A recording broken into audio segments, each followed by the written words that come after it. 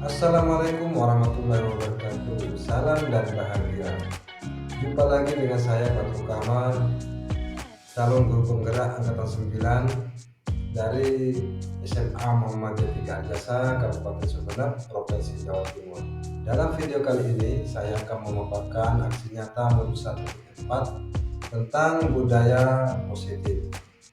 Dalam aksi nyata ini kami melakukan kegiatan diseminasi penyebaran budaya positif di lingkungan sekolah.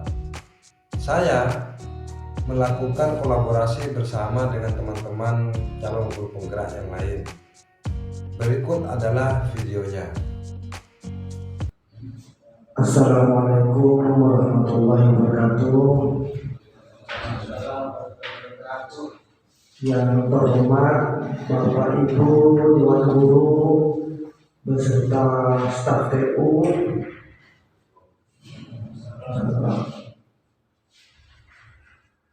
puji syukur kehadirat Allah Subhanahu wa Ta'ala karena sampai detik ini kita masih selalu dalam lindungannya, sehingga kita semua bisa berkumpul pada acara ini, yaitu diseminasi budaya positif di sekolah.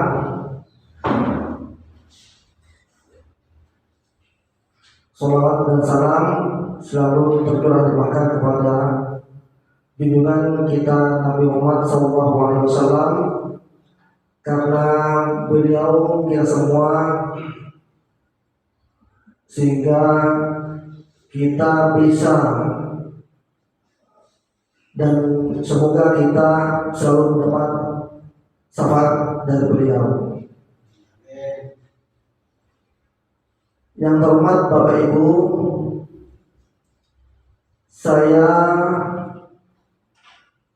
bersama teman-teman di sini mengucapkan terima kasih yang sebesar-besarnya kepada Bapak Ibu, karena Bapak Ibu sudah meluangkan waktu bisa hadir pada acara ini,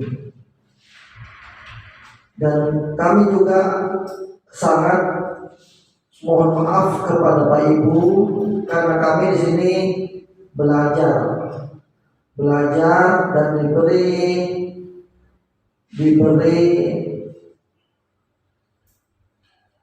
diberi tugas sebagai calon guru penggerak angkatan 9. Jadi saya banyak mengucapkan terima kasih kepada Bapak Ibu. Di mana susunan acara pada sore hari ini, yaitu yang pertama pembukaan, dilanjutkan yang kedua yaitu nanti pemaparan materi tentang budaya positif, yang terakhir penutup. Untuk lebih menghemat waktu, kami mulai dengan acara pertama, yaitu dengan harapan acara ini berjalan lancar dan bermanfaat. Saya buka dengan bacaan basmalah. Bismillahirrahmanirrahim. Terima kasih. Kemudian yang selanjutnya adalah acara kedua, pemaparan materi tentang budaya positif. Materi yang pertama yaitu disiplin positif dan nilai-nilai kebajikan. Yang kedua, teori motivasi, hukum dan penghargaan. Yang ketiga, keyakinan kelas. Yang keempat, kebutuhan dasar manusia dan dunia berkualitas. Yang kelima, posisi kontrol. Yang keenam, segitiga restitusi. Baik Bapak Ibu, untuk materi yang pertama akan dipaparkan oleh rekan kita, yaitu Bapak Badrul. Kepada Bapak Badrul kami persilakan. Terima kasih. Assalamualaikum warahmatullahi wabarakatuh.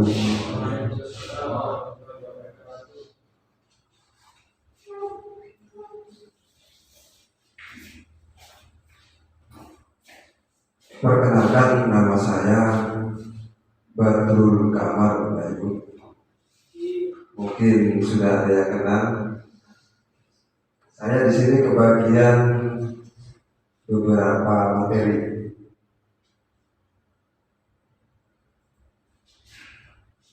Beliau, saya perkenalkan, beliau Pak Sasmito dari SMP 1 Arjasa.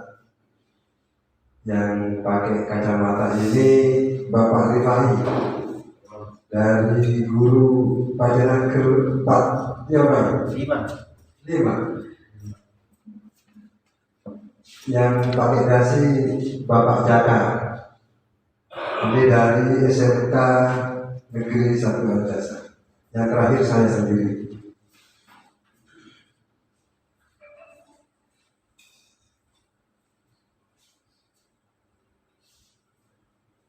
Jadi di sini saya dapat materi tentang nilai-nilai kebajikan universal, Bapak Ibu. Sebelum ke materi, saya minta salah satu dari Bapak Ibu untuk menuliskan sebentar.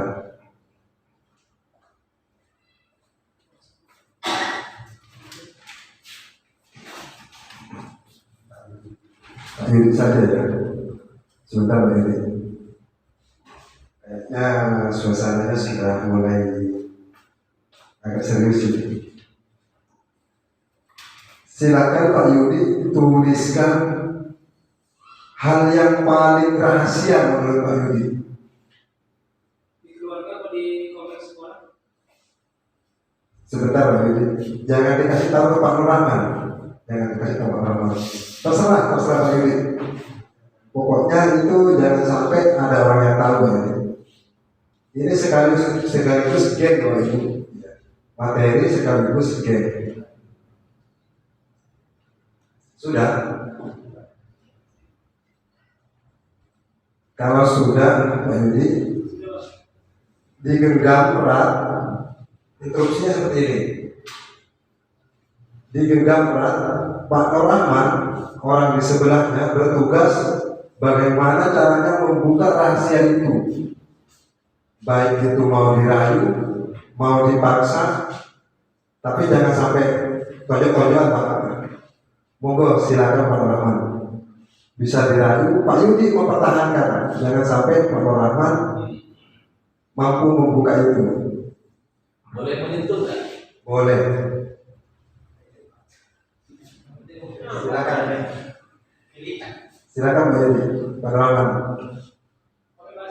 Pakai bahasa Sarawak. Bebas.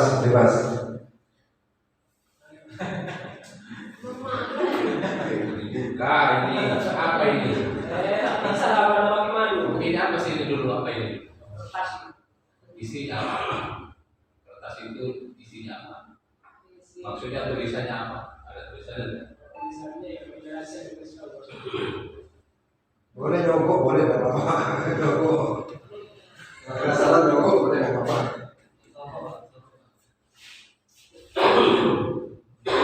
Pak Yudi, rahasia ini boleh nggak saya tahu? Hanya berdua saja.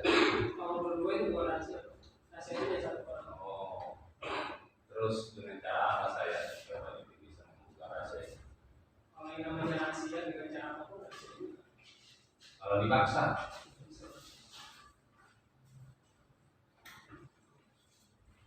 Ternyata Pak katanya tidak bisa dipaksa, tidak mau dikasih tahu karena rahasia itu hanya dialah yang tahu, tidak boleh ada orang lain. Jadi Pak Nurrahman nyerah ini. Kalau melihat dari kata-katanya, saya menyerah sudah. Oke, terima kasih. Tepuk tangan dulu Ibu. Jadi benar Bapak Ibu, yang bisa mengkontrol diri kita itu hanya kita sendiri, bukan orang lain. Begitu. Jadi kami di sini guru jangan beranggapan bahwa kita bisa mengontrol anak didik kita sesuai dengan harapan kita.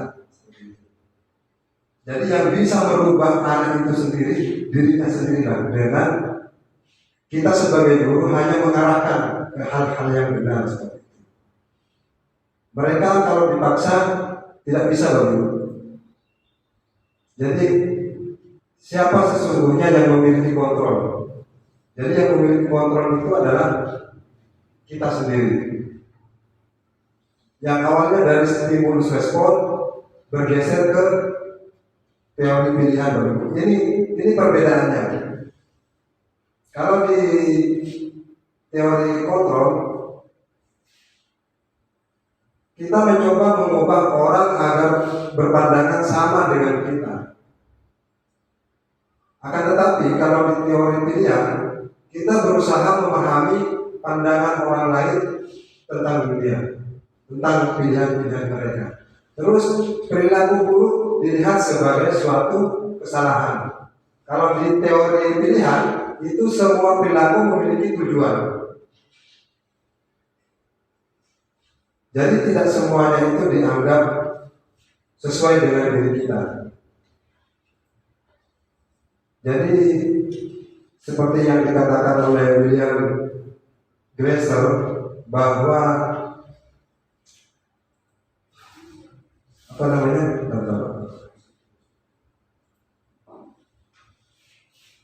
yang bisa mengkontrol diri kita itu hanyalah kita sendiri, bukan orang lain. Jadi percuma Bapak Ibu kita mau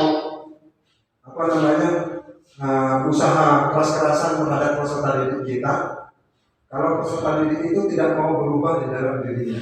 Biasanya sifatnya itu sementara. Nanti akan diperjelas oleh pemateri selanjutnya kalau saya nanti melangkahi itu. Jadi begini, di sini ada istilahnya motivasi ekstrinsik dengan motivasi intrinsik. Ini sebagai pembuka saja, nanti pemateri selanjutnya siapa Pak? Yang apa? Kalau motivasi intrinsik itu, saya sekira saja Bapak Ibu, karena nanti kita sama Pak. Kalau motivasi intrinsik itu datangnya dari luar, dari orang lain. Jadi contohnya siswa terlambat dihukum. Jadi dia besoknya tidak terlambat lagi, berubah karena faktor intrinsik. Tapi yang diharapkan seperti teorinya William Glasser itu, diharapkan itu intrinsik, bagaimana mereka itu sadar dari dirinya sendiri. Ini yang berat sebagai guru, kita sebagai guru berat untuk membentuk siswa itu berubah menurut dari dalam dirinya.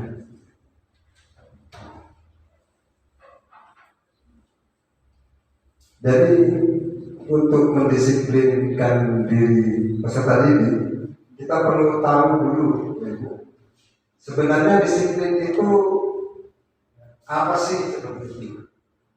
Kalau menurut William Glasser itu, jadi disiplin itu sebenarnya belajar Bapak Ibu. Ini bergeser makna di dunia kita, bergeser makna bahwasanya disiplin itu menjadi sesuatu yang dilakukan seseorang pada orang lain dengan kepatuhan seperti itu. Jadi seolah-olah disiplin itu mengarah ke tata tertib atau ke peraturan. Padahal secara awalnya itu disiplin itu adalah belajar. Bagaimana kita belajar tertib, belajar ya seperti ini termasuk kedisiplinan. Jadi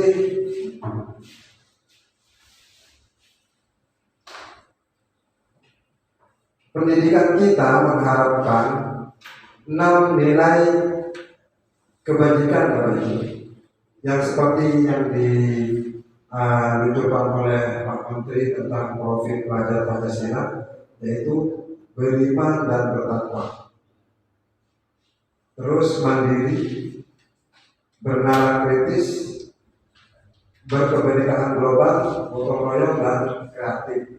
Ini nilai-nilai kebajikan. Ini nilai-nilai kebajikan yang harus kita tanamkan kepada peserta didik kita. harapan pendidikan kita untuk selanjutnya, yaitu pemateri selanjutnya. Oke Bapak Ibu, sebelum ke pemateri selanjutnya, karena saya lihat kondisi suasana ini kurang seperti itu ya, saya punya suatu game konsentrasi, main clue Bapak Ibu. Cluenya bumi itu bulat. Mungkin Bapak Ibu sering ini sama peserta didiknya. Bumi itu bulat. Jadi kalau 6 itu 1, 8 itu 2, 8 tambah 8 itu 1. Kalau 10 tambah 10 berapa Bapak? Bumi itu bulan. Nanti dapat kopi. 10 tambah 10. Salah Bapak. Bumi itu bulan. 10 tambah 10 itu berapa? 8 tambah 8 1.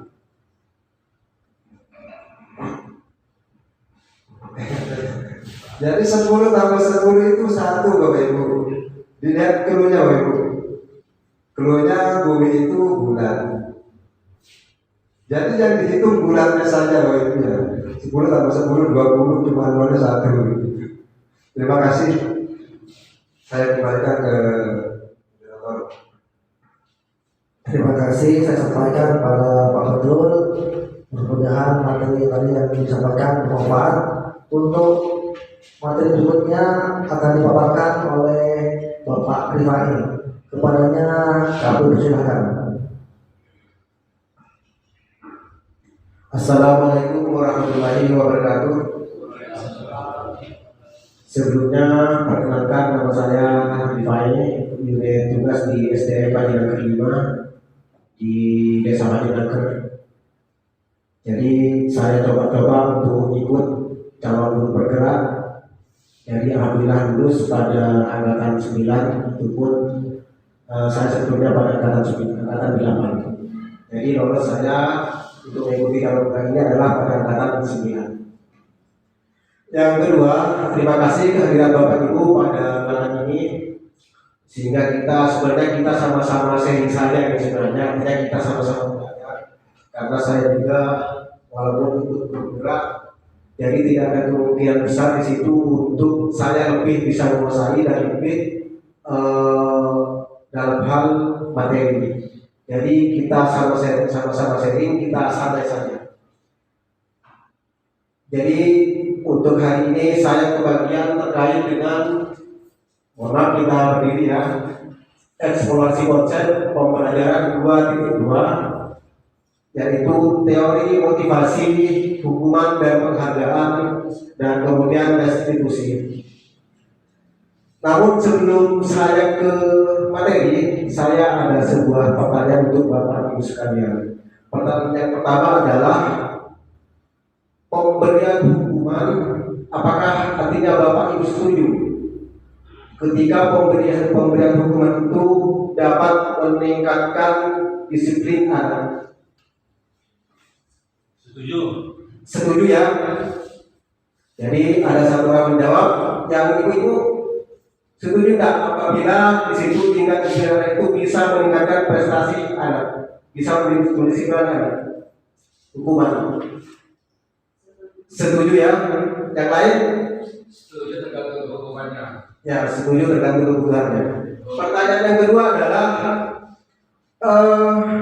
pemberian hadiah lewat, apakah juga bisa nanti untuk dapat mencapai prestasi siswa, prestasi anak? Ya. Pemberian penghargaan. Setuju ya Pak ya? Setuju.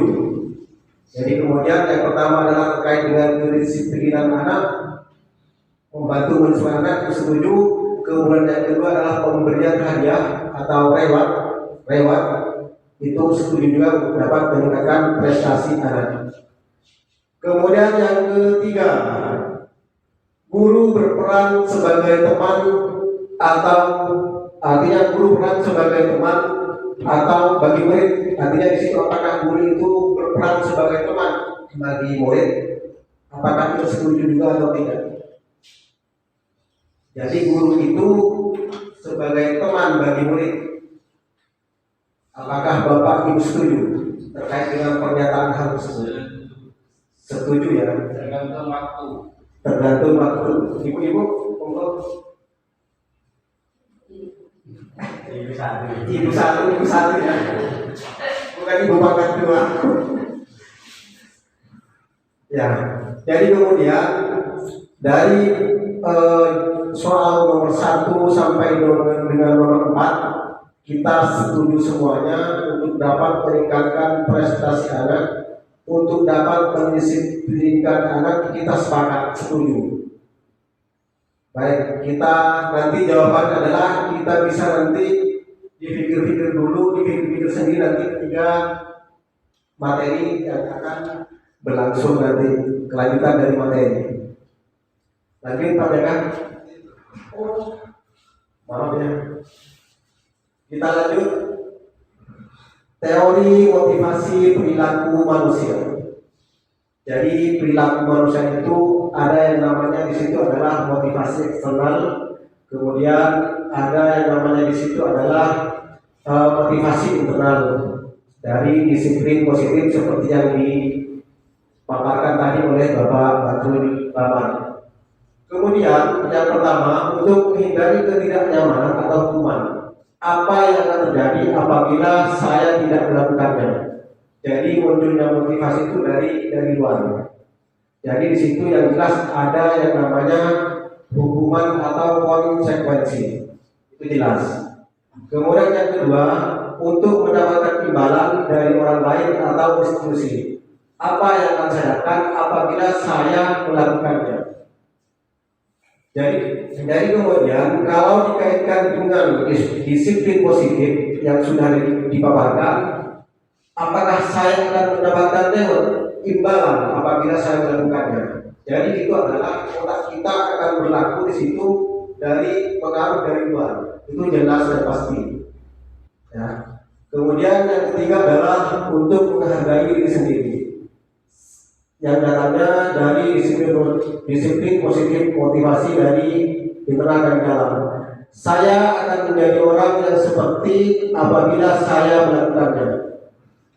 Apakah nanti di sini ketika menghargai diri sendiri, apakah juga kita akan mendapatkan penghargaan yang sama dari orang lain? Jadi teori motivasi perilaku manusia itu berangkat dari pengaruh dari luar dan pengaruh dari dalam. Kita lanjut. Kemudian ada filosofis dari Ki Hajar Dewantara. Kita sering mendengar nama dari Ki Hajar Dewantara, yaitu adalah sebagai dengan beberapa filsafat psikologi dari pendidikan, bahwa di situ kunci antara adalah merdeka. Merdeka artinya tidak hanya terlepas dari perintah, akan tetapi juga cakap buat memerintah diri sendiri. Jadi itu adalah salah satu dari pemikiran Ki Hajar Dewantara terkait pemikiran konsep keteladanan. Sikap merdeka pada halaman 49 juga tidak tahu ini peminatnya. Pasti di situ kita merdeka untuk melakukan sebuah pembelajaran. Arti merdeka bahwa di situ kita bisa memerintah dan kemudian bisa terlepas dari perintah. Akan tetapi kita harus mempunyai kecakapan untuk memerintah diri sendiri. Mungkin sampai di sini bisa dipahami nyakit-nyakit hatinya.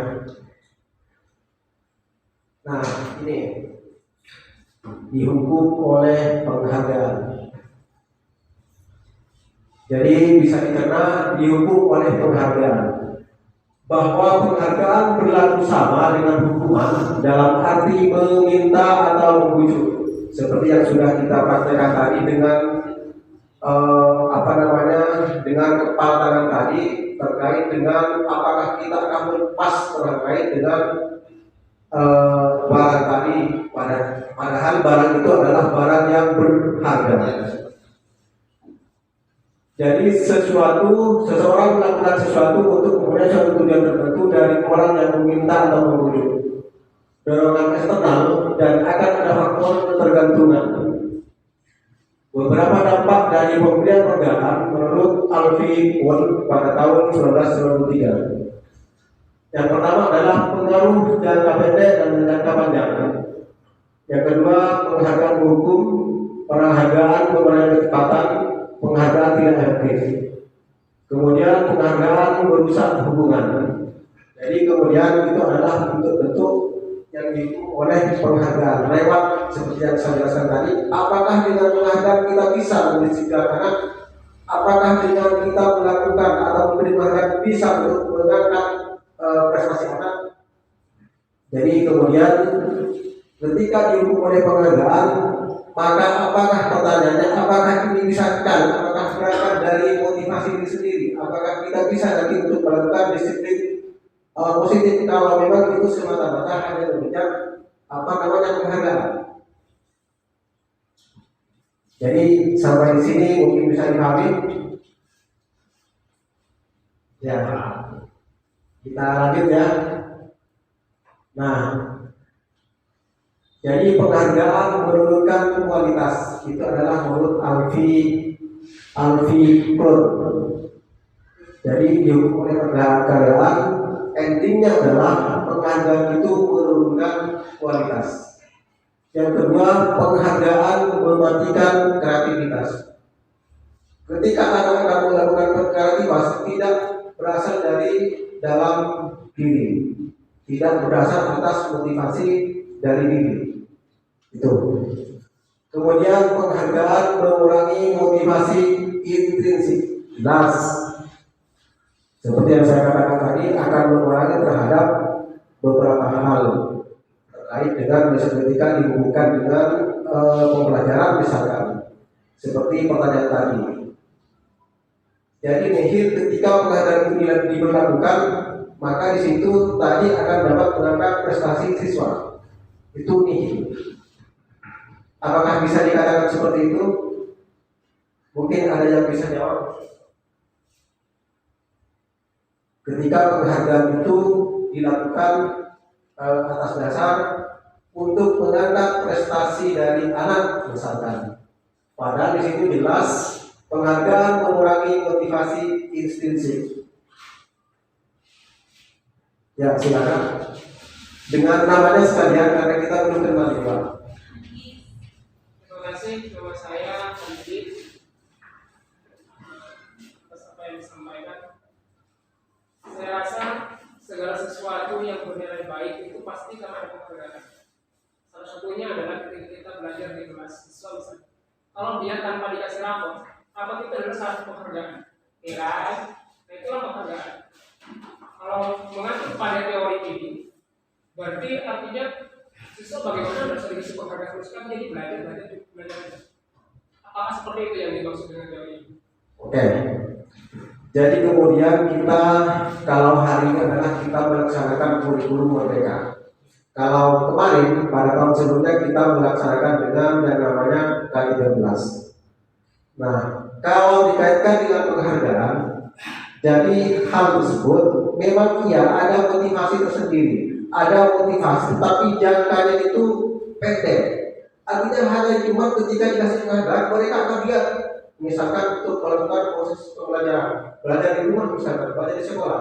Ketika hanya mereka mau mendapatkan penghargaan, tetapi bagaimana kita melakukan hal lain? Artinya dengan kurikulum merdeka yang sudah kita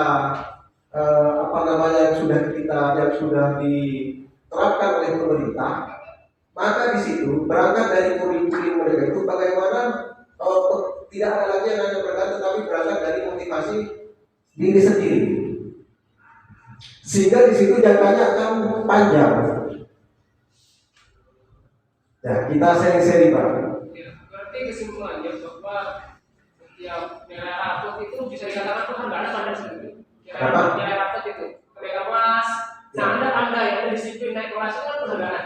Kalau kita mengacu kepada hal yang teori itu berarti nggak bisa naik kelas, nggak usah dikasih rapor, yang penting belajarnya nyaman sudah selesai. Dan saya rasa ketika itu yang dipakai, maka anak-anak banyak yang tanya, oh sama siapa saya sebenarnya harus selesai. Berarti nanti motivasi belajar dulu. Secara otomatis kalau kita mengacu kepada teori harus datangnya dari diri sendiri. Sudah ya.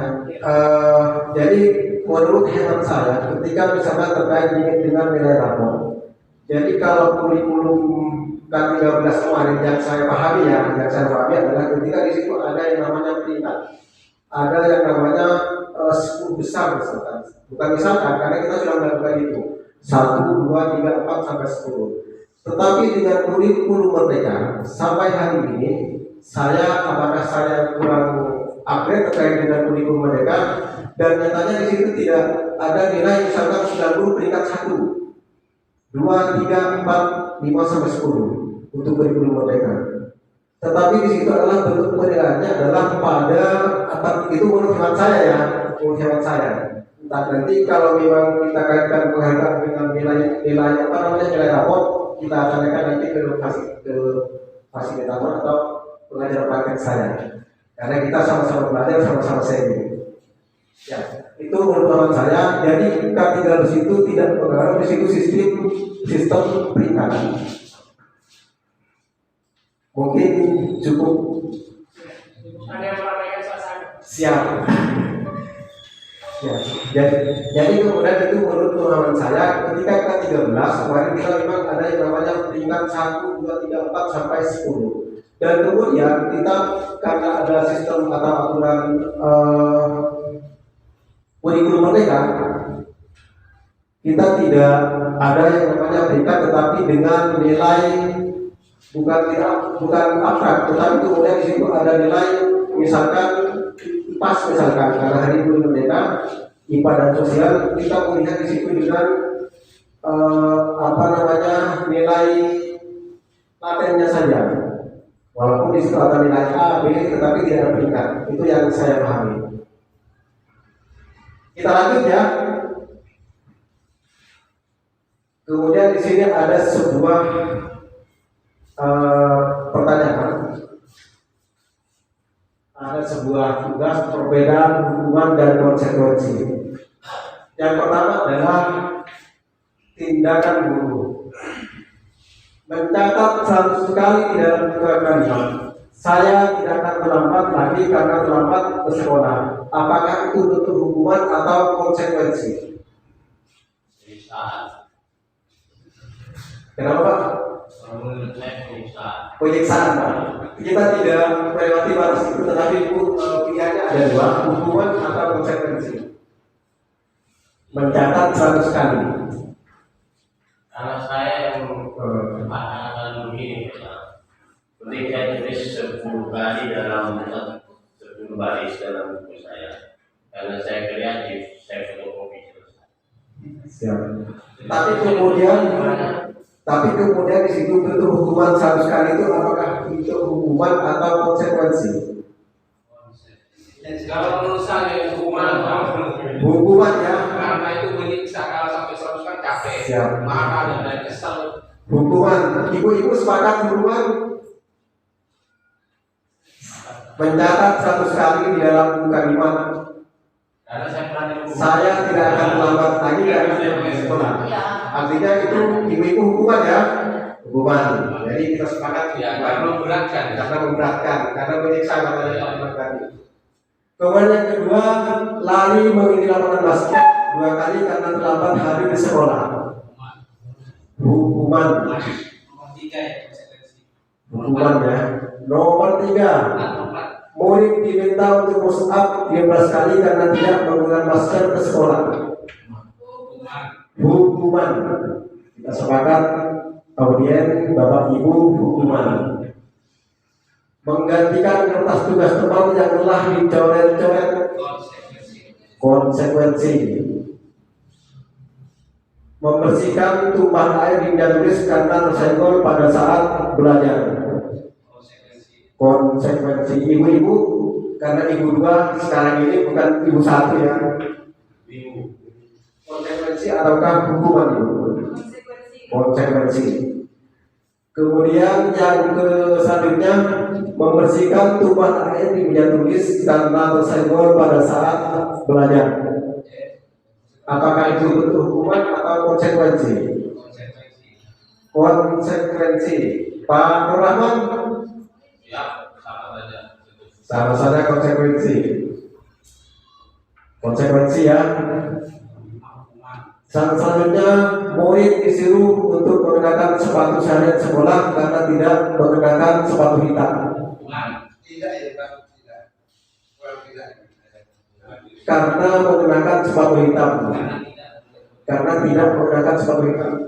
Apakah hukuman atau konsekuensi? Konsekuensi ya. Konsekuensi atau hukuman? Masalahnya hukuman. Ya, nanti jawabannya ada di mimbar selanjutnya. Kemudian yang terakhir, lari mengelilingi lapangan basket 2 kali karena terlambat 10 menit untuk pelajaran PJOK. Hukuman ataukah konsekuensi? Kembali. Nanti agak nyambung itu Pak. Murid disuruh untuk mengenakan sepatu sehari di sekolah, padahal dia tidak pakai sepatu. Tidak Ada. Tidak. Ya. Lanjut Pak Batul, kita sama-sama melihat jawabannya. Nah, oh itu tidak ada ya. Ya. Jadi mencatat 100 kali adalah hukuman, lari dari lapangan basket 2 kali hukuman, murid diminta push up 5 kali adalah hukuman. Konsekuensi harusnya ya. Menggantikan kertas tugas tempat yang telah dikerjakan itu adalah bentuk konsekuensi. Kemudian membersihkan tumpahan air di meja tulis karena tersenggol pada saat belajar itu adalah bentuk konsekuensi. Tetapi satu pertanyaan untuk Bapak Ibu, kenapa harus bentuk hukuman atau konsekuensi? Pak Henry mungkin, kenapa membersihkan tumpahan air di meja tulis karena tersenggol pada saat belajar itu sebagai bentuk konsekuensi? Alasannya kenapa? Membersihkan tumpahan air di meja. Ya. Karena itu merupakan tanggung jawab dia. Karena dia lalai sehingga menumpahkan air di atas meja. Tidak sengaja ya Pak ya. Siap. Tidak sengaja bentuk sebuah ketidaksengajaan, maka di situ adalah konsekuensi. Masuk pada konsekuensi. Mungkin dimengerti ya untuk terkait dengan tindakan guru terkait tugas bentuk hukuman atau konsekuensi. Sudah dipahami mungkin ya? Sudah ya, kita lanjut. Nah, sebelum masuk materi perbedaan hukuman dan konsekuensi, kita sama-sama melihat. Jadi kalau hukuman itu adalah sesuatu yang menyakitkan harus terjadi, itu adalah perbedaannya. Kemudian kalau konsekuensi sesuatu harus terjadi, jadi tidak ada alasan, tidak ada sebab dan tidak ada akibat. Jadi sesuatu itu harus terjadi. Ya, kemudian yang kedua, membuat anak sakit itu adalah untuk jangka waktu lama. Kemudian konsekuensinya membuat anak masih zaman dalam jangka waktu pendek. Jadi itu adalah beberapa perbedaan dari hukuman dan konsekuensi. Sampai di sini mungkin ada sebuah pertanyaan menurut Ferry dari bapak, ibu-ibu. Kita sama-sama sharing di sini, sama-sama belajar. Karena saya yakin bapak-bapak, ibu-ibu, guru yang ada di sini adalah orang-orang yang memang punya mindset, punya pemikiran yang lebih dari saya, dan karena saya cuma sekedar guru SD saja. Silakan Pak Abdullah. Melihat ini konsep perbedaan antara hukuman dan konsekuensi. Kalau kita lihat di sini, ini pun sering terjadi dalam kehidupan saya sebagai seorang pendidik, bahwa membuat ini perbedaan antara hukuman dan konsekuensi yang poin nomor 2, sesuatu yang menyakitkan harus terjadi, kemudian membuat anak sakit fisik maupun hati untuk jangka yang lama, Kemudian yang konsekuensinya membuat anak merasa tidak nyaman dalam waktu yang pendek. Ini sering terjadi yang kita hadapi sekarang kurikulum merdeka. Kalau kita lihat karakteristik siswa kita itu berbagai macam karakteristik, pola pikir mereka berbagai macam. Bahkan hukuman yang akan diberikan pada anak itu, saya hampir kehilangan akal kalau melihat strategi anak akan kalau melihat keadaan siswa yang di Pulau Kangean ini, khususnya Medan dan daratan. Nah, hukuman fisik, kadang hukuman fisik itu maupun hati, ucapan saya sendiri di bawah. Kadang kalau sudah tidak mood sama anak itu, kalau sudah kelewatan saya pukul. Nah, padahal di sini hukuman fisik itu tidak boleh katanya. Kemudian saya sering juga membuat hukuman pada anak. Saya keluarkan, tidak boleh ikut pelajaran saya, atau misalkan praktek, tidak boleh ikut pelajaran saya, biar ada efek jerah. Dan dari sini, apakah ini yang antara keduanya ini, antara konsekuensi dengan hukuman itu sebenarnya beda-beda jauh. Apakah dihukum dengan ini nanti masuk konsekuensi, kemudian di masuk hukum ini, atau masuk hukuman? Jadi saya rasa di kurikulum 3 merdeka sekarang itu membuat orang merdeka, katanya merdeka semuanya. Jadi harus merdeka terhadap diri sendiri, kemudian merdeka dengan kemampuan diri sendiri. Terima kasih.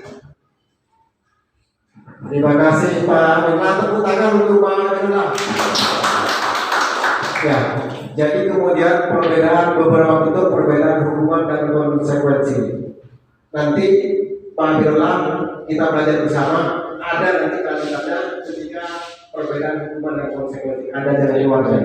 Karena nanti ada segitiga eksekusi ya. Jadi di situ ada dari luarnya. Makanya tadi saya buat bahasa normatif. Apakah dengan pemberian hukuman dapat meningkatkan mendisiplinkan anak, mendisiplinkan murid? Setuju semuanya kan? Setuju. Karena yang pasti memang itu yang ada di benak kita masing-masing, di benak para bapak dan ibu-ibu. Lanjut Pak Badrul. Oh, selesai. Ya, saya kira cukup di sini. Kurang berkenan dan tidaknya mohon maaf karena inilah mindset yang saya punya dan kemudian mudah-mudahan bisa masuk di pikiran Bapak Ibu. Terima kasih. Assalamualaikum warahmatullahi wabarakatuh. Terima kasih saya ucapkan pada Bapak ini. Semoga apa yang dipaparkan bermanfaat. Kemudian materi selanjutnya tentang kegiatan kelas akan dipaparkan oleh Bapak Yaga. Waktu tempat Bapak Betul ya. Dipersilakan Bapak Betul. Terima kasih. Saya sampaikan. Saya kebagian lagi oleh Ibu. Jadi saya sedikit menambahi tentang materi tadi. Apakah itu konsekuensi atau hukuman? Perbedaannya begini Bapak Ibu. Kalau konsekuensi itu hal yang memang harus terjadi. Di situ tadi ada perbedaan. Anak disuruh keliling lapangan basket 10 kali karena tidak mengikuti pelajaran PJOK. Karena mungkin Bapak Ibu sebelum mereka datang, siswa tersebut datang, sebelumnya siswa yang lain disuruh keliling 10 kali lapangan. Mungkin seperti itu. Jadi memang hal ini sebenarnya tidak dihukum, tapi hal yang harus terjadi pada mereka sebenarnya. Nah, beda dengan hukuman, dengan yang nomor berapa tadi? Yang disuruh lari, nomor 2, lari mengelilingi lapangan basket 2 kali karena terlambat hadir ke sekolah. Tidak ada hubungannya. Kalau yang paling bawah itu ada hubungannya. Jadi bukan ada hubungannya dengan pelajaran petaskes itu. Mungkin bisa sedikit membantu. Terus untuk materi saya tentang keyakinan kelas. Jadi Mengapa tidak peraturan? Mengapa harus keyakinan kelas? Di sini kita akan memahami perbedaan antara peraturan dan keyakinan kelas. Saya sering dulu waktu Pak Yudi itu guru penjaskes di sini, Pak Yudi itu sebenarnya sering membuat keyakinan sekolah. Saya sering, masih ada, ditempel di sekolah masih ada. Jadi keyakinan sekolah yang dibuat. Tapi saya yakin juga beliau belum paham apakah itu yang dimaksud keyakinan yang ditulis itu adalah keyakinan sekolah. Jadi kalau keyakinan kelas itu sifatnya lebih abstrak, dan lebih halus. Bahasanya itu lebih halus. Misalnya seperti ini. Saya contohkan aja karena agaknya masih ada 2 materi lagi yang belum disampaikan. Saya singkat-singkat saja. Siswa dilarang membuang sampah, misalnya seperti itu di dalam kelas. Itu peraturan Bapak Ibu. Kalau keyakinan kelas yang berubah, kebersihan adalah tanggung jawab kita bersama. Jadi hal-hal positif kita tanamkan kepada peserta didik di lingkungan sekolah. Jadi kayak intinya kalimat-kalimat positif kita bangun, kalimat-kalimat negatif kita buang seperti itu. Kalau keyakinan kelas itu turunan dari atau penjabaran dari peraturan kelas. Jadi tidak mungkin bertolak belakang dengan peraturan sekolah. Kalau sekolah peraturannya seperti ini, keyakinan kelas kita bangun sehalus mungkin, ya, sepositif mungkin seperti itu.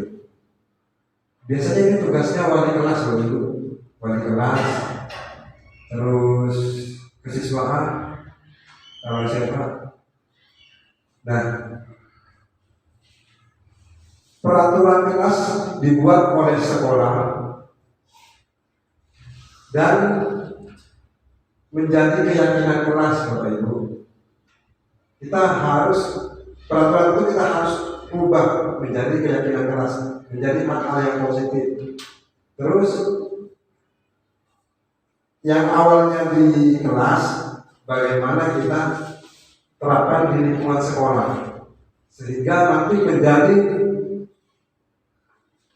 lingkaran apa istilahnya ya, membangun lingkaran positif di sekolah itu, terbentuk suatu lingkaran positif.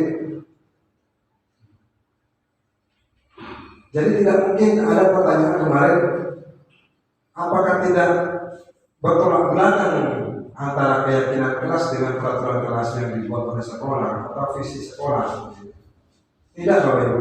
Karena memang kalau di SMA, BP itu tugasnya, pernah kemarin kita bahas, BP itu tugasnya mencari siswa yang salah gitu ya Pak, menyelesaikan yang salah gitu.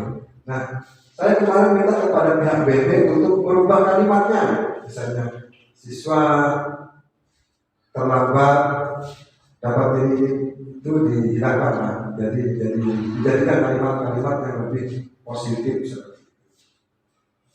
Jadi kalau peraturan itu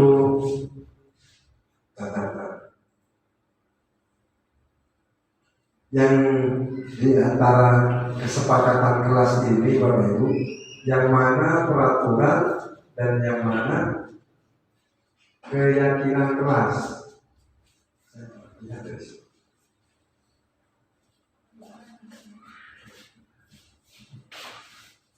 Yang kiri yang hijau, apa yang putih?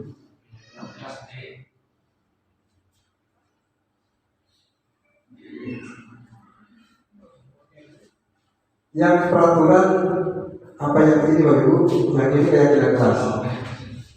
Jadi yang hijau itu peraturan, yang putih itu adalah keyakinan kelas atau kesepakatan kelas. Jadi dapat kita pahami di situ maknanya sama, tapi dari penyampaiannya berbeda, Bapak Ibu.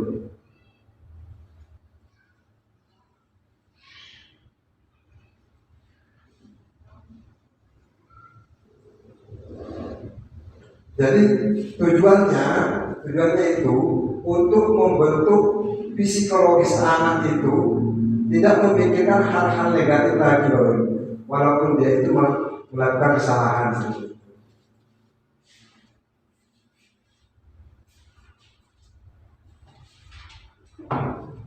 Itu ada lanjutannya, Bapak Ibu.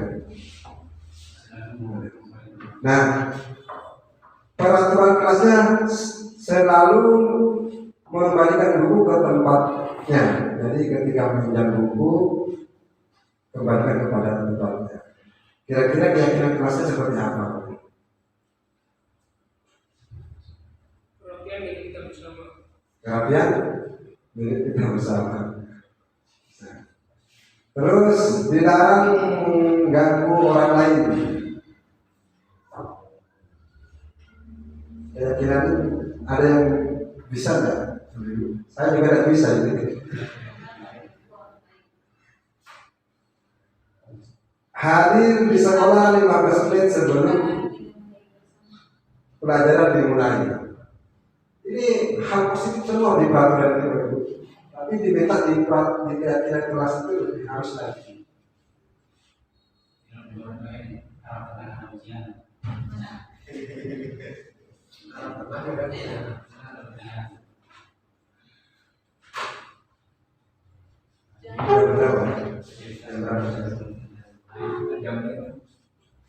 Jadi ini keyakinan kelasnya, ya, tanggung jawab, menghormati orang lain, yang tadi dalam menggunakan narkoba itu adalah kesehatan, menggunakan masker kesehatan, keselamatan. Nah, materi saya pendek-pendek begitu. Nanti di pertanyaan saja sambil membantu kita sharing-sharing. Nantinya kita itu jadi guru diharapkan seperti apa sih sebenarnya. Inilah pemateri yang keempat, 5 dan 6 akan menyampaikan tujuan kita sebagai guru itu diharapkan oleh pemerintah itu seperti apa. Terima kasih dari saya. Assalamualaikum warahmatullahi wabarakatuh. Terima kasih kami ingin sampaikan. Semoga bermanfaat. Materi berikutnya akan disampaikan oleh Bapak Jaka. Dipersilakan.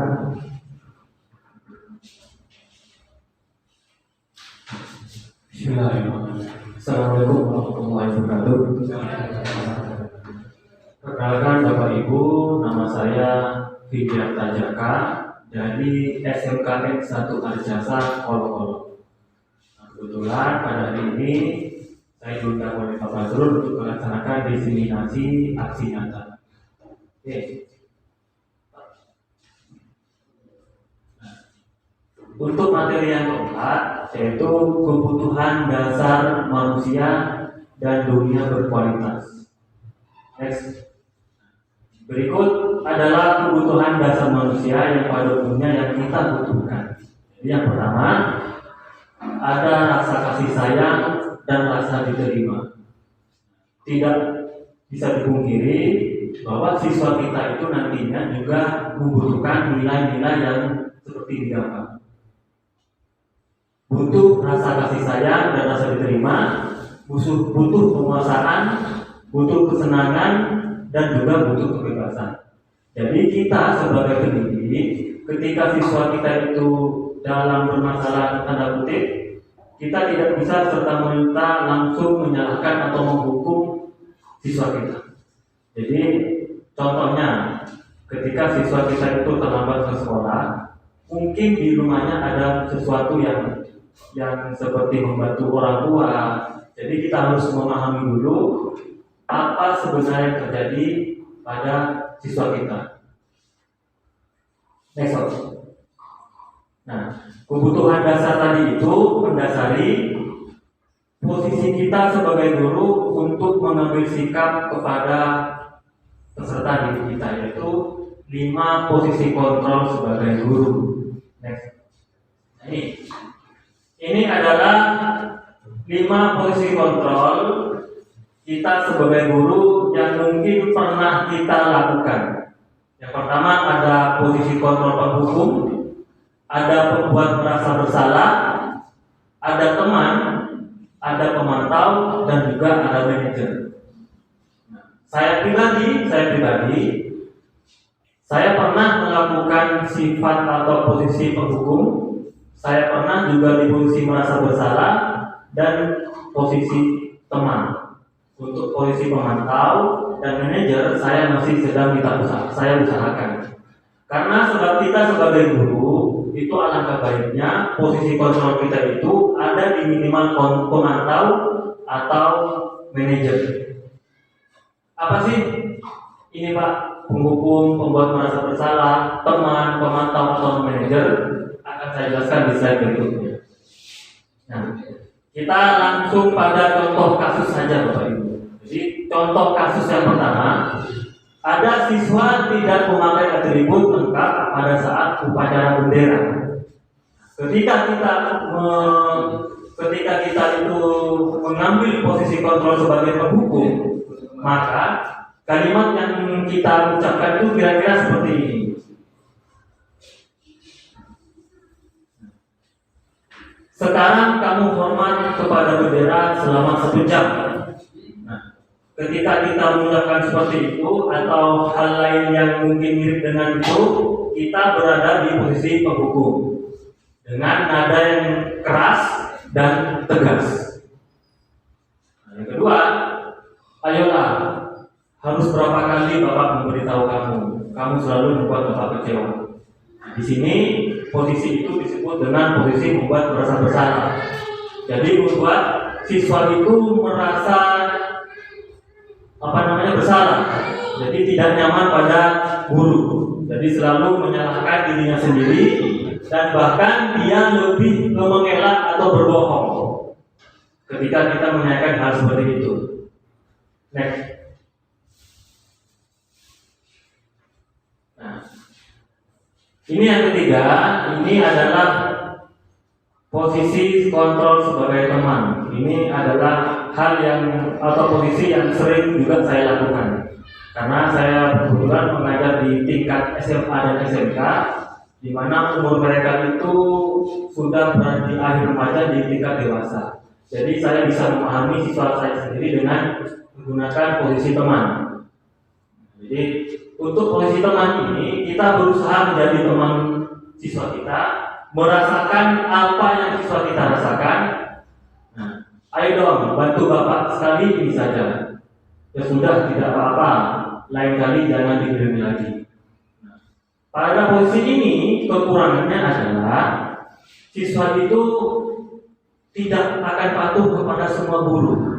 Akan patuh kepada siswa guru yang hanya dianggap sebagai temannya. Ketika itu berhadapan dengan guru yang lain yang tidak menjadi temannya, maka sikapnya akan berbeda Bapak Ibu. Untuk sifat selanjutnya adalah pemantau. Nah, ini adalah sifat yang masih saya coba untuk gali lebih lanjut. Kamu sudah melanggar aturan. Apakah kamu tahu konsekuensinya? Jadi guru itu tidak serta-merta langsung menyalahkan atau menghukum, membentak siswa, tapi guru itu menanyakan dulu apa konsekuensinya dari pelanggaran yang telah dibuat. Mengingat kembali aturan atau peraturan kelas yang pernah dibuat dulu. Nah, ini yang terakhir yang pemerintah harapkan, di mana kita sebagai guru bisa menggunakan posisi kontrol sebagai manajer. Apakah kamu tahu kesalahanmu? Bagaimana memperbaiki kesalahanmu? Jadi pada posisi manajer ini, siswa itu kita ajak ngobrol, kita tanyakan apa kesalahannya terlebih dahulu, dan kita bantu mencari masalah, solusinya untuk menyelesaikannya. Nah, diharapkan pada posisi manajer ini, siswa itu mendapat menumbuhkan motivasi intrinsik motivasi dari dalamnya dengan cara menumbuhkan keyakinan diri yang ada di dalam siswa, bukan karena takut dihukum, bukan karena takut disanksi, bukan karena takut untuk diberi penghargaan, tapi karena munculnya motivasi intrinsik yang muncul dari dirinya sendiri. Jadi kita munculkan keyakinan siswa itu sendiri. Nah, ini adalah contoh hal-hal yang positif dan negatif dari sifat-sifat tadi. Untuk menghukum biasanya itu kata-katanya itu menghardik, menunjuk dan menyakiti atau bahkan menyindir. Nah, untuk membuat merasa bersalah biasanya berceramah, menunjukkan kekecewaan yang mendalam kepada siswa kita.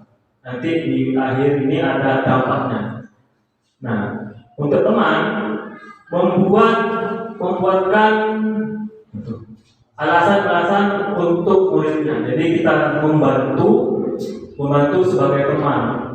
Nah, untuk memantau itu menghitung dan mengukur. Maksudnya mengukur atau mengingat kembali aturan yang telah siswa langgar dan siswa tidak kesepakati. Yang terakhir, manajer itu menanyakan pertanyaan-pertanyaan. Itu menanyakan pertanyaan aturan dan keyakinan kelas yang pernah kita buat dulu, sehingga siswa itu meyakini bahwa tindakannya salah. Ini hasilnya. Dampaknya dari penghukum itu, siswa itu cenderung memberontak, mendendam, menyalahkan orang lain. Jadi dia itu tidak menerima kesalahannya atau tidak bisa menerima pelanggarannya, malah dia cenderung menyalahkan orang lain atau bahkan berbohong dan bisa mengulangi kembali. Karena rasa pada penghukum ini, rasa yang ada di siswa itu hanya rasa takut untuk dihukum, takut untuk ditegur, bukan motivasi dari keyakinannya diri sendirinya. Untuk membuat merasa bersalah itu hasilnya siswa itu akan menyembunyikan atau menyangkal berbohong. Karena dengan rasa yang kecewa yang sangat tinggi, biasanya siswa akan menyembunyikan sesuatu yang telah dia lakukan. Nah, untuk teman itu ketergantungan. Artinya, ketika kita berada di posisi teman, ketika kita tidak ada di sekolah atau berhadapan dengan guru lain, maka siswa itu akan ketergantungan kepada guru yang telah dianggap temannya. Ketika kita berhadapan dengan guru yang sudah tidak dianggap temannya, itu sifatnya atau kelakuannya akan berbeda lagi, tidak sama dengan guru yang dianggap temannya. Pemantau menyesuaikan bila diawasi. Jadi siswa itu merasa diawasi, merasa diperhatikan, merasa disanjung ketika kita berada di posisi pemantau. Yang terakhir, manajer menyatakan watak dan karakter, menguatkan watak dan karakter. Jadi yang ditumbuhkan pada posisi manajer ini adalah karakter dari siswa itu sendiri. Jadi menumbuhkan keyakinan apa yang telah diyakini bersama, sehingga siswa itu muncul rasa tanggung jawab yang lebih tinggi. Next one. Nah, sekarang saya yang ingin bertanya kepada Bapak Ibu, ketika ada seorang guru mengatakan saya kecewa sekali dengan kamu, kira-kira posisi kontrolnya pemantau. Yang lain?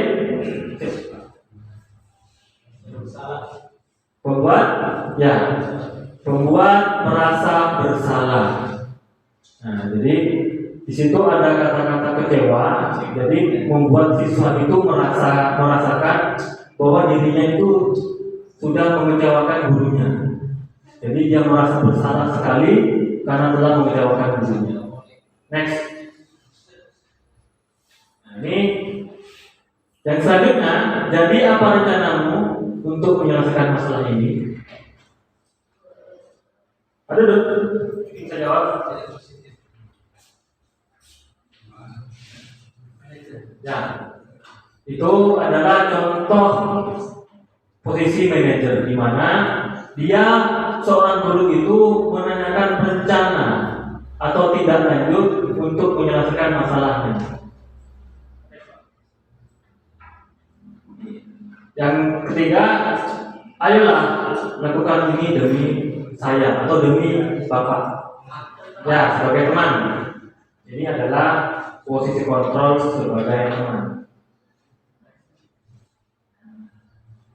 Yang terakhir, apakah kamu tahu konsekuensinya jika terlambat? Kira apa Ibu? Ibu memantau. Nah, nanti gimana aksinya, gimana cara mengatasi siswa yang bermasalah dengan posisi kontrol akan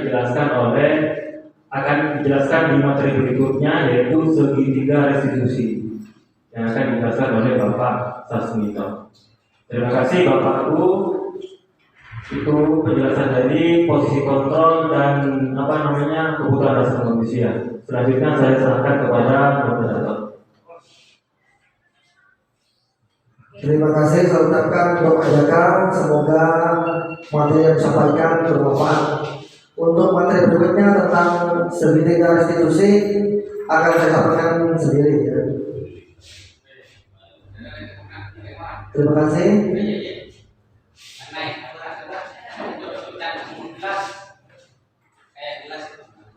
Materi berikutnya tentang segitiga restitusi, Bapak Ibu ya. Nah, di sini apa itu restitusi? Restitusi adalah proses menciptakan kondisi bagi murid untuk memperbaiki kesalahan mereka sehingga mereka bisa kembali pada kelompok mereka dengan karakter yang lebih kuat. Restitusi juga merupakan proses kolaboratif yang menyiapkan murid untuk mencari solusi untuk masalah mereka dan membantu murid berpikir tentang orang seperti apa yang mereka ingin menjadi atau tidak melihat. Itu tadi untuk restitusi. Next.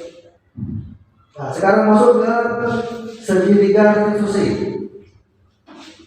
Di mana segitiga restitusi itu merupakan proses dialog yang dilakukan oleh guru atau orang tua agar dapat menghasilkan anak yang berkarakter mandiri, bertanggung jawab, konsekuen dan berkomitmen untuk menjadi diri yang melaksanakan disiplin positif. Nah, pada di sini untuk segitiga restitusi ini termasuk posisi kontrol manager. Jadi pada intinya di sini tadi kan sudah dijelaskan untuk 5 posisi kontrol yang pas pada segitiga restitusi itu adalah posisi manager karena di sini pada intinya. Ya. Kemudian pada segitiga restitusi itu ada 3 tahapan atau langkah. Di mana tahap pertama atau langkah pertama itu menstabilkan identitas. Kemudian lanjut nanti ke validasi kebutuhan atau tindakan yang salah. Setelah itu langkah yang ketiga adalah menanyakan keyakinan. Nah, di sini ada 3 tahapan untuk menangani kasus atau permasalahan. Di mana posisi kontrolnya adalah manajer. Jadi harus menggunakan 3 tahapan ini. Next Pak. Lanjut. Nah, di sini untuk tahap yang pertama yaitu menstabilkan identitas. Berarti di sini adalah berdasarkan prinsip membuat kesalahan adalah bagian dari proses pembelajaran. Jadi ketika ada murid bermasalah, itu nanti bagaimana dia akan berubah menjadi memperbaiki dirinya. Ya. Bukan menembus kesalahan, tapi bagaimana bisa memperbaiki kesalahan itu. Kemudian menggeser identitas gagal ke identitas sukses. Jadi nanti ada yang kepada itu bisa sukses gitu, dari perbuatan itu. Ini Pak. Kemudian yang kedua yaitu tahap yang kedua, validasi tindakan yang salah atau surat kebutuhan. Berdasarkan prinsip setiap perilaku berupaya memenuhi suatu kebutuhan tertentu, guru akan bergeser dari pemikiran stimulus respon menjadi proaktif. Kemudian mengenali dan mengakui kebutuhan murid akan memperbaiki hubungan dengan murid. Itu untuk validasi tindakan yang salah. Ini Pak lanjut untuk tahap berikutnya yaitu menanyakan keyakinan. Nah nanti di sini siswa menemukan keyakinan, guru menanyakan keyakinan kelas apa, sehingga nanti siswa fokus ke keyakinan itu. Murid akan diberikan pertanyaan-pertanyaan bermakna untuk memberikan motivasi secara intrinsik. Artinya nanti murid itu punya kesadaran di sini ya untuk memperbaiki itu. Jadi dari dia sendiri itu muncul ada solusi untuk memperbaiki permasalahannya, bukan dari luar, tapi dari dalam sendiri. Dan kemudian mampu mengaitkan keyakinan dengan tindakan yang salah. Tidak ada hubungannya dengan keyakinan yang dibentuk di kelas dengan tindakan yang salah. Ini Pak. Nah di sini misalnya ada contoh kasus ya. Kasus misalnya ada seorang siswa Dewi tidak bersemangat dan sering mengantuk di kelas, sehingga tidak mengerjakan atau membuat tugas. Nah, di mana dalam kelas itu ada salah satu nilai kebaikan yang sudah disepakati dan diyakini semua keluarga kelas, yaitu bertanggung jawab. Ya, jadi kesepakatan atau yang kelas itu adalah bertanggung jawab yang sudah diyakini keluarga kelas itu. Itu adalah contoh kasusnya. Nah nanti untuk menyelesaikan masalah ini kita menggunakan skenario, yaitu menggunakan segitiga restitusi. Posisinya di sini adalah kita sebagai guru yaitu sebagai posisi kontrol manager, ya manager. Jadi menggunakan cara penyelesaiannya menggunakan segitiga restitusi. Ini Pak coba.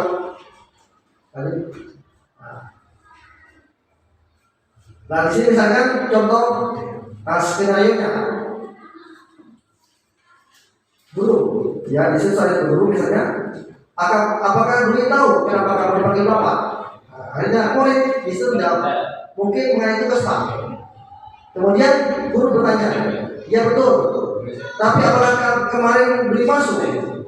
Murid menjawab, saya masuk Pak, tapi saya tidak memberikan tugas dari bapak.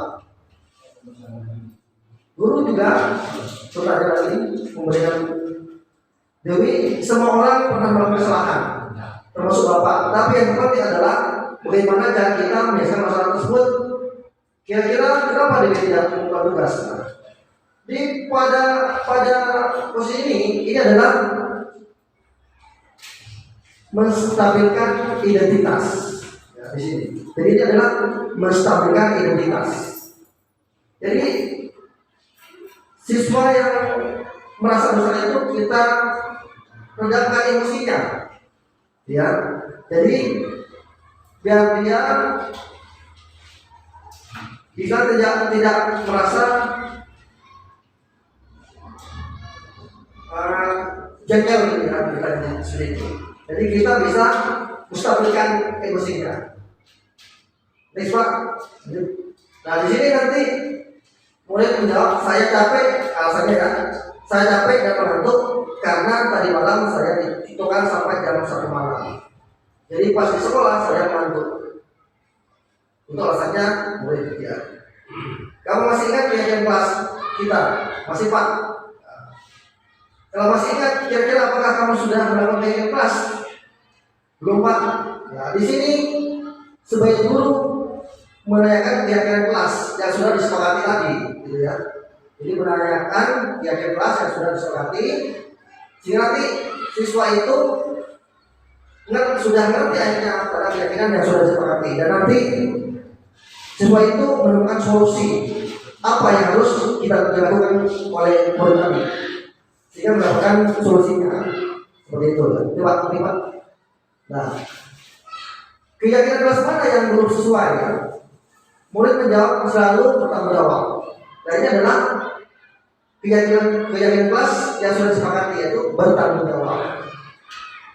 Nah, guru, ternyata kamu tahu sekarang.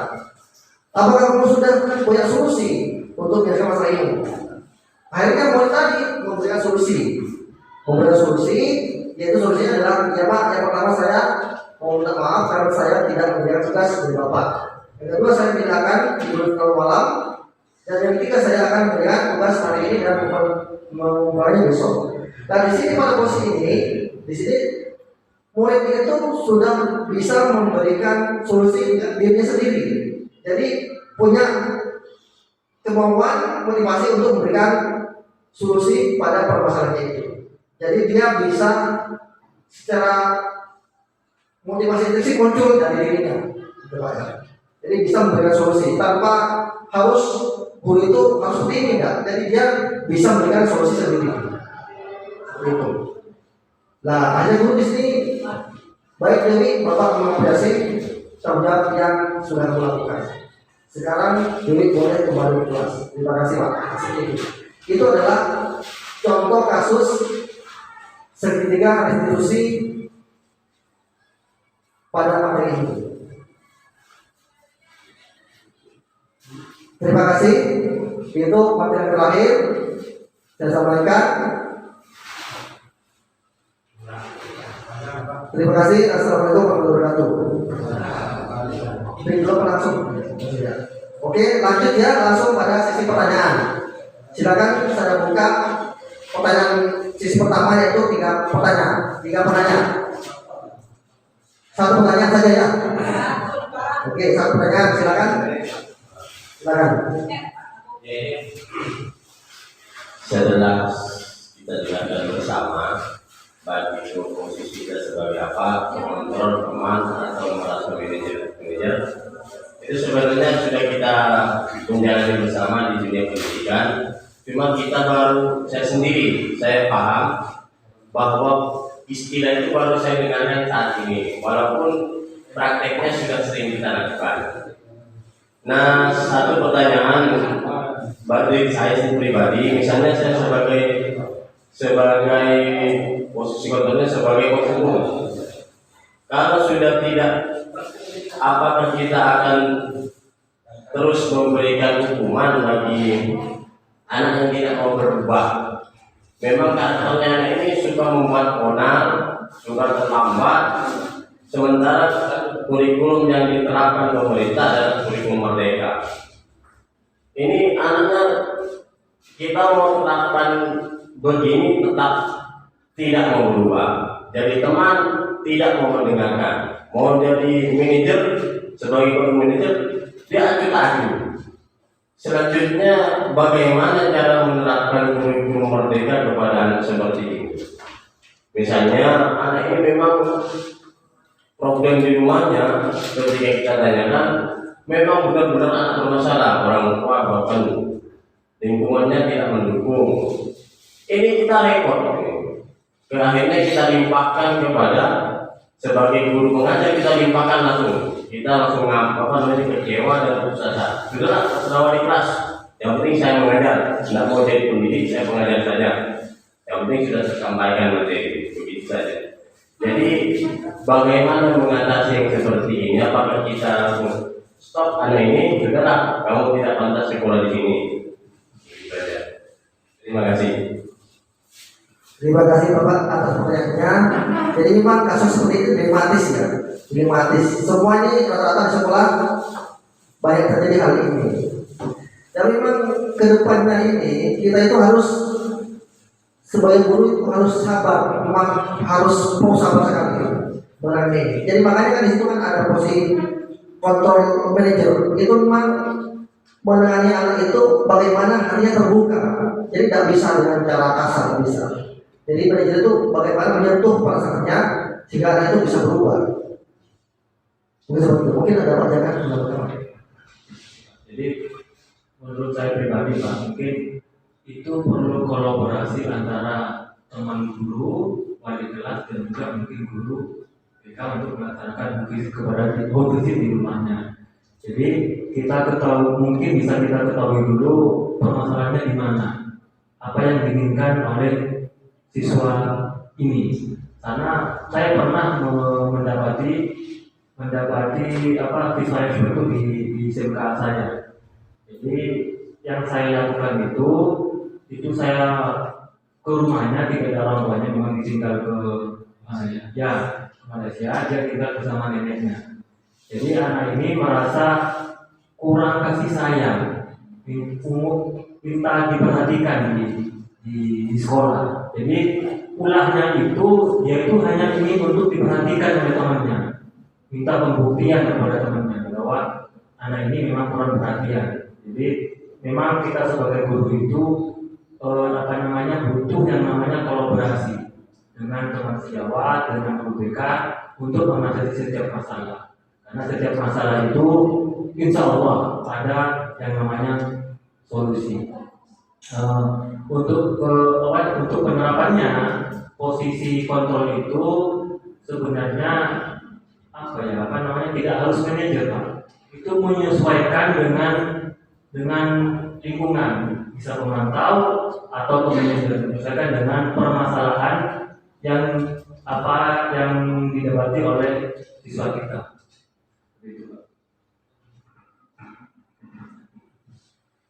Sedikit menambah lagi untuk pertanyaannya Ustadz Saiful, kalau di SMA itu memang benar-benar dilema. Pemantau itu secara jelasnya kita itu menerapkan peraturan yang ada, misalnya terlambat ke sekolah, ulangkan peraturannya, ya sudah ulangkan. Itu pemantau, tidak mau ngambil resiko lagi. Jadi kamu sudah terlambat pulang, gitu. Jadi pemantau itu menerap peraturan yang ada di sekolah. Nah kalau manajer itu tidak, yaitu menggali sesuai dengan 5 kebutuhan dasar manusia tadi. Jadi harus dilihat dulu apa sih yang belum terpenuhi kebutuhan siswa ini, kalau sampai dia itu melanggar.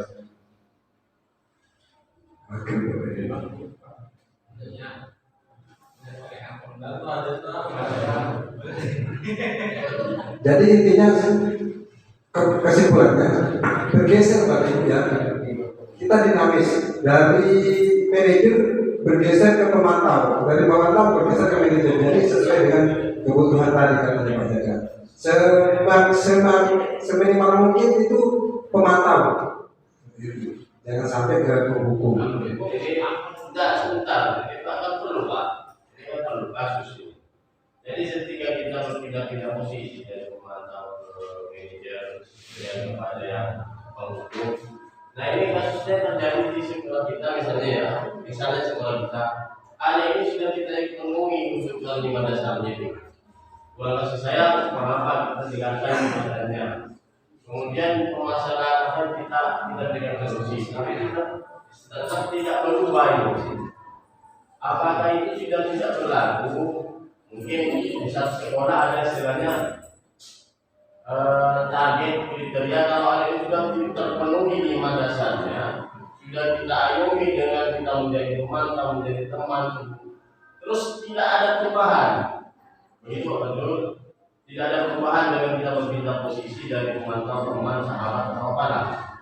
Apa tindakan kita selanjutnya sebagai pengajar? Apakah kita berputus asa serahkan langsung kepada yang berhak, BK-nya atau apanya begitu? Sementara harapan kita memang benar, semua guru pasti mengharapkan anak didiknya itu pasti baik mengikuti apa yang kita katakan. Apa dibinasakan atau tetap dibina sementara ketika kita bina berpengaruh kepada siswa 30 satu bermasalah kita jadikan kebutuhan 5 dasar kita penuhi ternyata tidak berubah. Daripada berpengaruh kepada 29 orang, apakah tetap dibina dengan kita terus sampai berapa waktu lama dia kita terus, atau kita binasakan diberikan solusi pindah seperti sekolah yang sudah terjadi. Terima kasih Bapak Saiful untuk pertanyaannya. Nanti saya datangi langsung ke pondok karena memang waktu Pak. Nanti saya datangi ke pondok, kita bahas, kita pecahkan bersama seperti itu. Terima kasih, saya kembalikan kepada moderator. Terima kasih Bapak Ibu. Itu tadi beberapa materi sudah dipaparkan oleh teman-teman, dan di sini juga saya selaku moderator sekaligus pembelajaran, apabila ada kesalahan selama pelaksanaan acara, kami mohon maaf sebesar-besarnya. Acara berikutnya saya tutup dan doa. Saya persilakan untuk Bapak. Bismillahirrahmanirrahim. Alhamdulillahirobbilalamin. Hamdan yuafi ni'amahu wa yukafi mazidah. Ya Rabbana lakal hamdu kama yanbaghi li jalali wajhika. Allahumma ja'alil hayata ziyadatan lana fi kulli khairin. Allah jadikanlah kehidupan kita semakin berkembang, semakin baik ke depannya. Jadikanlah apa yang kita lakukan di sore hari ini adalah motivasi kita mengubah diri kita sendiri dan untuk orang lain. Allahumma ja'alil hayata ziyadatan lana fi kulli khairin. Allahumma inna nas'aluka min khairi kullihi ma 'alimna minhu wa ma lam na'lam. Rabbana atina fid dunya hasanah wa fil akhirati hasanah wa qina adzabannar. Subhana rabbika rabbil izzati amma yasifun wa salamun alal mursalin walhamdulillahi rabbil alamin. Terima kasih. Saya sampaikan. Wassalamualaikum warahmatullahi wabarakatuh. Itulah video diseminasi penyebaran budaya positif di lingkungan sekolah. Demikian saya ucapkan banyak terima kasih. Kurang lebihnya mohon maaf. Wassalamualaikum warahmatullahi wabarakatuh. Salam dan bahagia.